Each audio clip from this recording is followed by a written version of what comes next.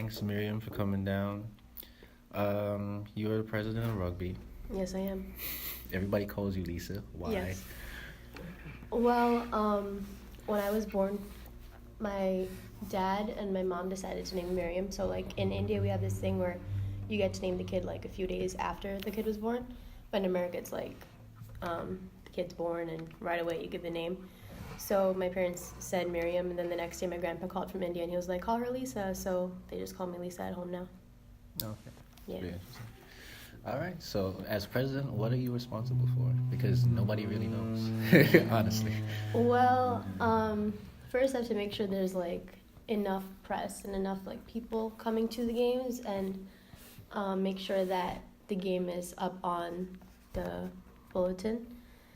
Then shouting it out on social media, of course, updating their websites, updating their roster, filling all that out, making sure like the tailgate and the parents are at the games, and that's just to make sure that that's just to cover a bit of it, and then of course to give them moral support at every game they're at.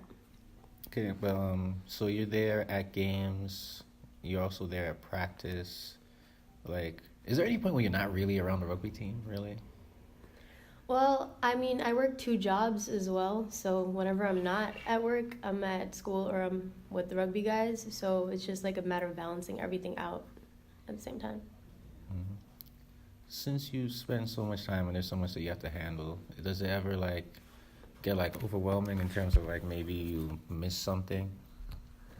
I tend to write everything down in my phone, and I have like a really good list, and I really do time everything out, like what I'm going to place my priorities to. And it just works out for me. I mean, sometimes it does get a little bit overwhelming because I don't get as much sleep as I should be getting. But, in the end, I do like take time for myself if I do need it, when I do need it. Okay. So, since you're usually tired most of the time and all of that, why do you still persist then? Like, do you really just like love the sport, or is it like something else that drives you to wanting to be president originally? So, I do love the sport actually. When I was in high school, in my senior year, there were a lot of kids in my class who were rugby players, so all they would do was talk about rugby the entire time, and I had never gone to a game. So I made like each of the 10 guys in my class explain the game individually to me, and I still wouldn't get it until I came to college, and then then I saw it for once. And then I sang the national anthem for the team quite a bit, got to know the coach, and then got to know a few players because they were in my class, and then they told me more about rugby, and then we had like a girls team for 3 weeks, and then Yeah, I I played on remember the that. team. I loved it that moment, and it got to the point where I even follow rugby Instagrams. So yeah, I would have to say that I really do love rugby, and I love the team and the coach and everyone on the team. So Okay. Is there anything else that you'd like to say that I didn't ask you about? nah.